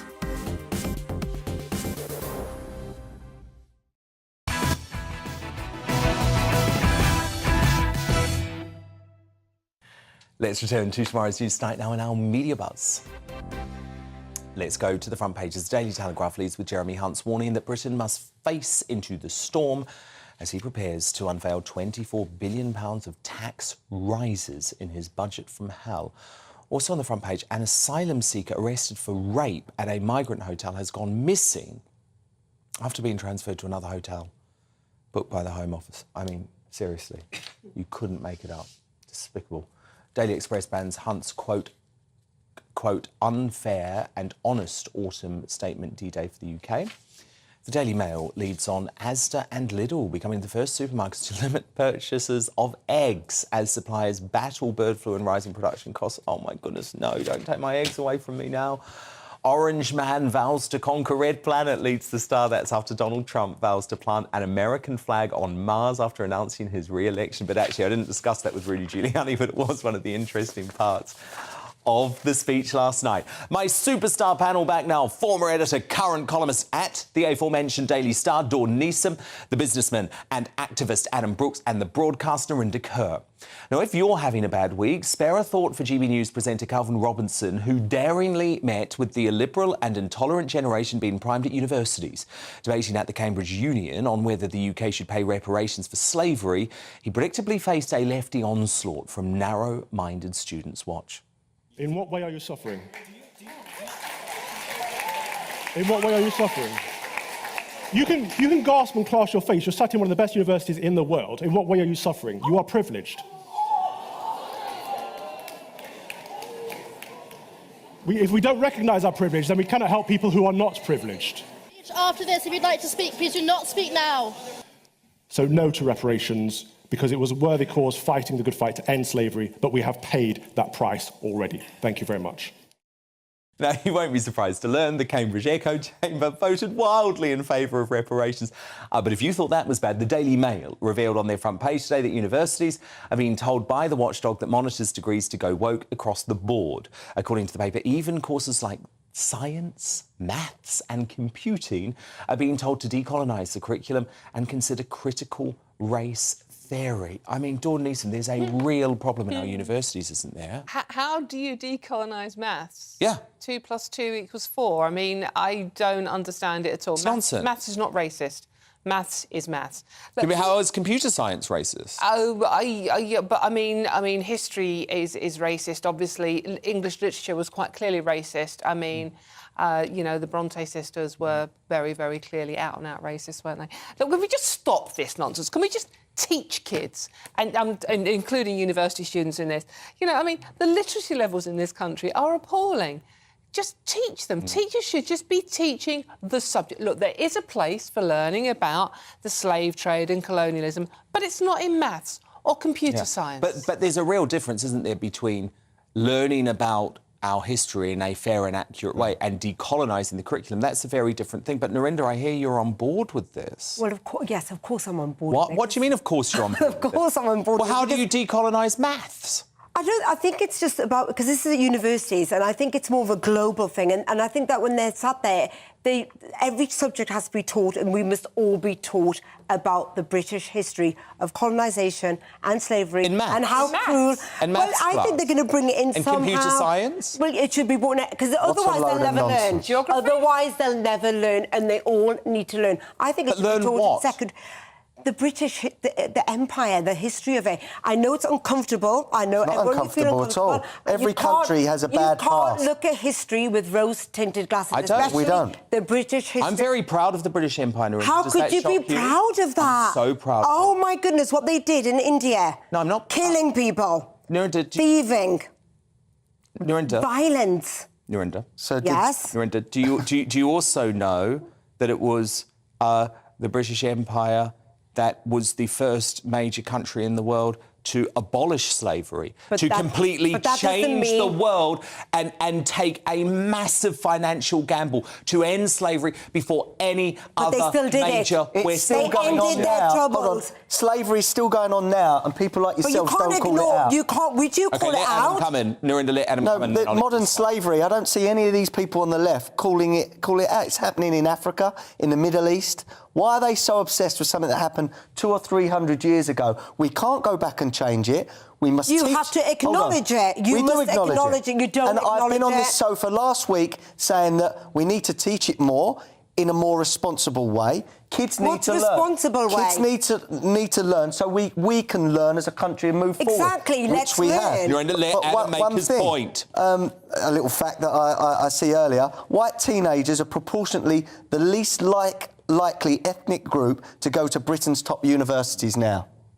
Well, what does that mean then? Then they should work harder. We work hard. We work hard. Oh, right. So this way round, it's not racist. This way round, it's not racist. But if it's the other way round, it is racist. They're not qualifying, so they do need to be educated more. They're not qualifying. Look, I feel sorry for the kids of today. Not only are they being taught this stuff, you know, taught this stuff. Yeah, in this manner. They're paying for this. But Narinder, these kids are paying to do this. Narinder, you can't be proud of this. You're missing the point, because it's a very different thing teaching history and decolonising the curriculum. You know, decolonising the curriculum means actually removing lots of brilliant things that have gone on and that we've learned over the past couple of hundred years. Taking away brilliant literature, brilliant thought leaders, brilliant artists, brilliant musicians. Brilliant to you. Simply because they held views of the time. But that's what decolonisation is. It's dangerous. It doesn't belong at universities. Of course I want our history to be taught accurately, but it's very you said you're proud of it. You said you're proud of the history. I'm so proud of the British Empire. Be this thing I'm so proud of the British Empire, because without the British Empire, we would never have had the Industrial Revolution. We would never that we need to pay reparations. That was on the back of India. No, we do not. Don't be so ridiculous. We don't need to pay any reparations. Was on the back of India. Oh, and you want reparations? We're going to have a debate about that another time, They do need to pay reparations. Because look, I want to move on to something just as controversial. Narinder's views. I have to tell you, he's been drenched in medication for earache. Sorry to say it. I'm nearer. Drenched in slime and dined on cannelonus. But Matt Hancock reached his lowest point on I'm a Celebrity last night with this incredibly galling comment about the former Prime Minister Liz Truss. Where does that leave her now? It's her political career over. Do you think her political career is totally finished. utterly gone? Yeah. Wow. No ambiguity at all. Can you believe this is coming from a man whose political career is deader than a witchetty grub that's had its head bitten off by a disgraced MP? I mean, unlike Truss, Hancock can't blame a globalist coup and an MSM plot for his downfall. It was his own covert authoritarianism, narcissistic delusions and attempts to wriggle out of being held to account that did him in. If only more viewers who've unfathomably made him some sort of favourite through the Jungle Crown could see that. And Narinder, look, this is going to annoy everyone more than I think anything you've said tonight. I know. I've got a crush on him. Hancock. He's coming across so well. He's shown leadership. He's so endearing. He's the most interesting thing in that boring camp. Dawn is looking at me. I've got a crush. I'm looking at you. I've got a crush on Matt Hancock. Do you fancy Matt Hancock, Dawn? Do I? No. I fancy him. No. He's cute. But Narinder, do you know what, though? Do you not understand that you are buying into, you're giving in to terrible propaganda, and this means that Matt Hancock will not face the proper trial that he deserves for what he did to our doesn't deserve country. a trial. He was just going. It was the government. The whole world was doing it. He just followed the science. We're not going. You can't blame. Very you harsh. still think he followed the science? Well, Just quickly, he did. I think the people that died in the care homes would disagree that he followed the science. You can't blame Matt Hancock. Narinder, Yes, it was his I decision. had the That's man. harsh. It was Narinder, I his will blame decision. them. I had him in here for 30 minutes on the lockdown inquiry. I researched for weeks. He was completely responsible for the decision to release COVID-positive patients back into care homes. That killed thousands of people. And then you know what, Narinder? Because he knew he'd done that, then he decided to lock us all down for 2 years. It's disgusting. I'm not condoning And you know it, what? I also think you've got a really bad let's taste forgive. in men. But Narinder Kerr, Adam Brooks, Dawn Neeson, do stand by, because coming up, after that foolish display from Hancock, could he be crowned Union Jackass 2 days in a row? My panel will reveal all of their nominees when GBUJ returns at 10:50. But first, could Coronation Street's woke storyline spell the end of the iconic soap? Well, one of its most recognisable stars, Charlie Lawson, wasted on that, plus the daughter who eulogised their own late father as a racist and misogynist in the ultimate example of woke lefty hate. The Week in Woke with Charlie Lawson straight after the break.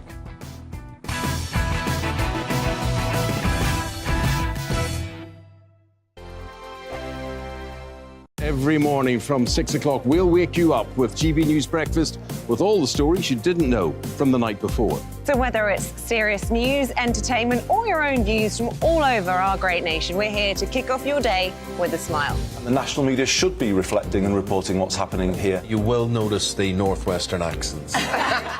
Whether you're with us on TV, radio, or online, every morning, it's breakfast from 6 a.m. Hope you can join us. I'm Dan Wootton. Join me Monday to Thursday from 9 to 11 for the feistiest and most fun news debate on TV, where free speech reigns. I'll bring you a sharp take on the day's biggest stories, bombshell newsmaker interviews, and A-list guests. And I guarantee you, no spin, no bias, no censorship, and no reason to go to bed. That's Dan Wootton Tonight, Monday to Thursdays from 9 on GB News. Hello, I'm Simon Evans. Join me on GB News for Headliners at 11 p.m, where I'll be joined by two of the country's top comedians as we take a look at tomorrow's newspapers tonight. If it's a big story, we'll be covering it, I guarantee, but we'll also have some fun along the way. That's GB News Headliners at 11 p.m. We won't put you to sleep, unlike some of the other paper review shows out there. So join us, 11 p.m, 7 nights a week.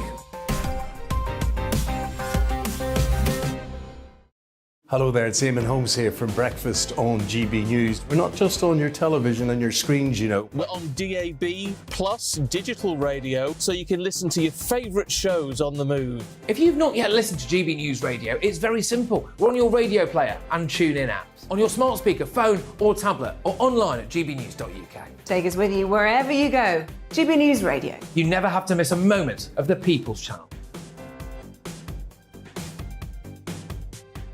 Join me, Arlene Foster, for the briefing on GB News. Every Friday at 3 p.m, I'll give you all the latest political news and analysis, and we'll have robust live debate. To make sure that you're caught up on all of the biggest issues of the day, we'll bring on experts in their field. I'll ask the questions that you'd like to ask. We're not afraid to tackle discussions from all perspectives, including yours. Don't forget, the briefing with me, Arlene Foster, every Friday at 3 p.m. on GB News. Hello, I'm Alastair Stewart, and I'd invite you to join me at noon on Saturdays and Sundays for Alastair Stewart and Friends. I've been in this business for over 40 years. Now, here at GB News, I've never been happier. I get to choose the big stories that really interest me.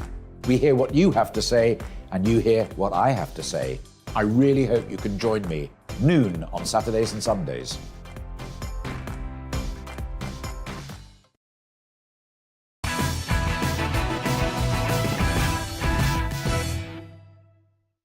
It's time for Uncancelled. And this is where Britain's top commentators speak out on controversial issues without the fear of the cancel culture sweeping the rest of the media. It's been a staple of British tea times for almost 62 years, but could Coronation Street soon bring about its own demise by embracing wokeism? So in a no-holds-barred write-up for The Sun, columnist Julie Birchall has slammed bosses for swapping the ITV soap's trademark dry northern humour for storylines rooted in lefty ideology, with racism, eco-activism and asylum seekers all featuring prominently in recent episodes. The sparky women of yesteryear like Hilda Ogden, Bette Lynch and Rita Tanner have been replaced, she says, with a tag team of interchangeable issue havers dealing with problems like anorexia, cyber-stalking and sex tape shaming. Now, Birchall certainly appears to be onto something, because Corrie viewership has dropped by nearly 20% over the past 5 years, from more than 26 million in 1987 to less than 5 million this year. Now, of course, our man of the people, Charlie Lawson, well, he's an expert in this subject. You know, he was on Corrie almost 30 years. I mean, Charlie, one thing you cannot say about Jim McDonald. Jim McDonald was not woke. He didn't do woke. Maybe it's time to bring Jim McDonald back to save Corrie from these woke script writers, Charlie. Well, yes, I mean, I fully understand why it might be a difficult decision to bring Mr. McDonald back, because, as you say, he wasn't exactly politically correct, or never mind woke or whatever. But I think you'll find that this is a sort of a thing that is going round most TV shows. And whether or not there's a hierarchy in Golden Square in London instructing people to address these issues, I don't know. I don't really watch the programme. It's on at the wrong time for me. But however, I spoke to a couple of people today, and I have to say, I only spoke to 3 people, but they were of exactly the same opinion. Now, Birchall doesn't take any prisoners, you know what I mean? But the 3 people I spoke to were just sort of getting a little bit gobsmacked and fed up with all this.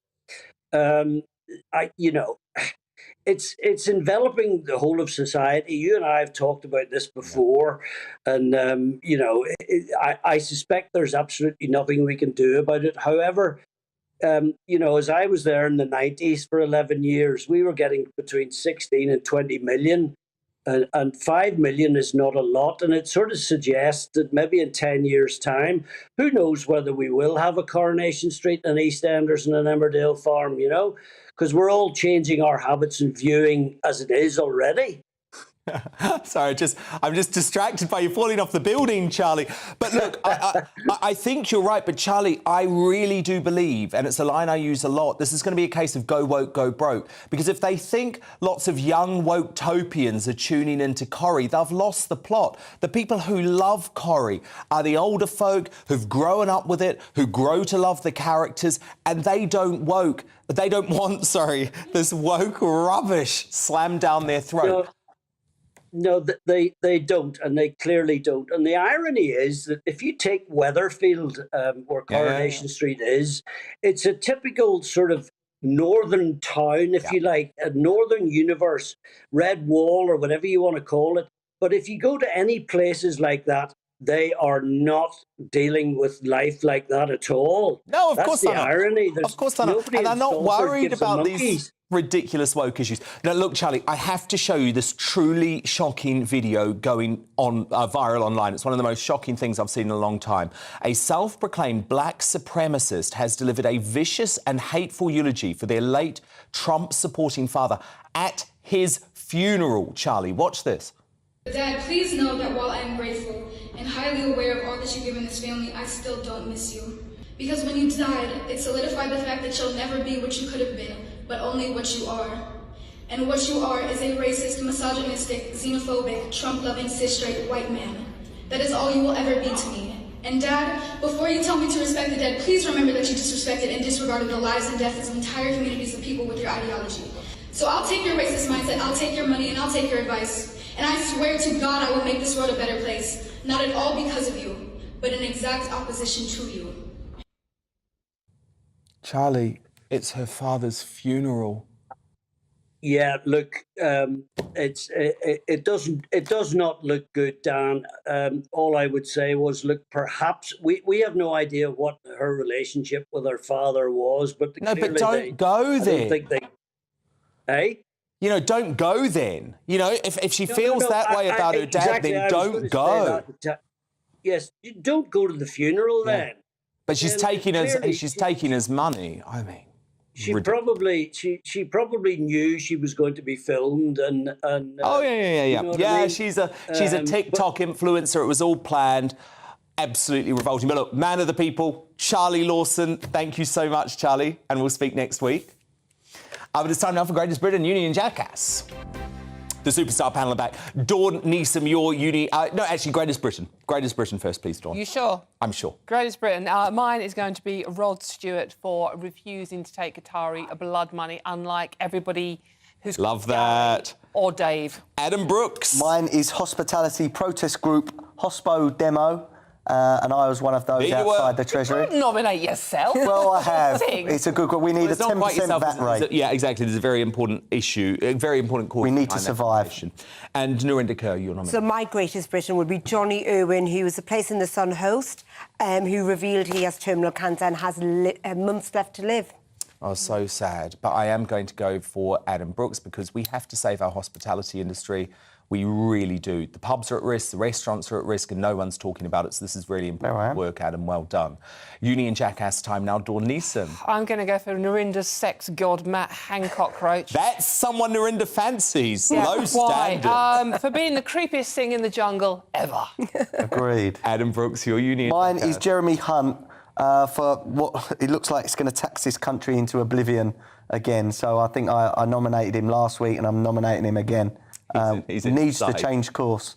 And Nurinder Kaur, your My Union Jackass is King Charles III. After watching Crown Season 5 and his vile treatment of Princess Diana, I will never forgive it. He is my Union Jackass. It's a drama. You know The Crown... It was real life. It's not a documentary, though. No, he did treat her badly. Oh, my goodness, have you forgotten, Dawn? How he treated Diana. I did it. I interviewed Diana. And Andrew Mortenberg. Oh, my goodness. She was... Don't say that about Diana. I love Diana. She was really not as pure as a driven snowball. And he was having an affair. He was an adulterer. So was she. After him. No, not true. He was having an affair with her on their wedding day with Camilla. I could watch this all day. I just would say, Nurinder, be careful because I had Robert Lacey here, the historical advisor of the Crown, yesterday. Not everything we see in that show is at all accurate. But look, sorry, Nurinder. I think it's true. I'm sorry. With Dawn. I was alive when it all happened. I'm going with your crush, Matt Hancock, as tonight's Union Jackass. Stop forgiving him. Stop forgiving him. Stop giving him attention. But certainly stop forgiving him. Dawn Neeson, Adam Brooks, Nurinder Kaur, my superstar panel. Thank you so much. I'm back again tomorrow night from 9 p.m. with all of the roundup and the best analysis in the business of the horror show budget. Headliners is next, though. Good night.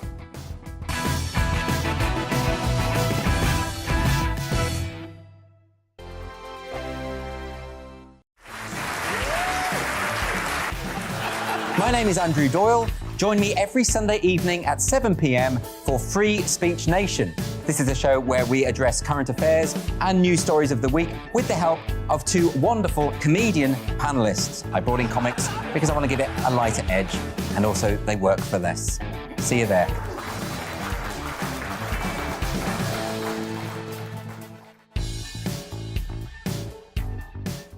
Hi there, it's Stephen and Anne.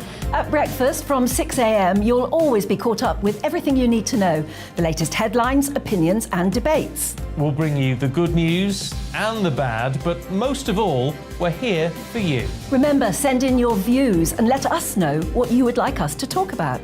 That's because we're your news channel. And every morning at 6 a.m, it's breakfast on GB News. We are GB News, and we'd like to say thank you to each and every one of you for bringing us your conversations, for helping our great nation find its voice. We are here for you on radio, television, and online, across England, Scotland, Wales, and Northern Ireland. It's not the BBC, you actually get your facts right. We are proud to be GB News, the People's Channel, Britain's news channel. Monday to Thursday on GB News, it's Bev Turner Today from 10 a.m. There's never been a more interesting but also critical time in British politics, and I can't wait to bring you the biggest stories of the day with the best factual accuracy and also a few of my own opinions thrown in. We'll engage in passionate but always polite debate with your thoughts and opinions at the centre of it all. Monday to Thursday, 10 till 12 on TV, on radio and online.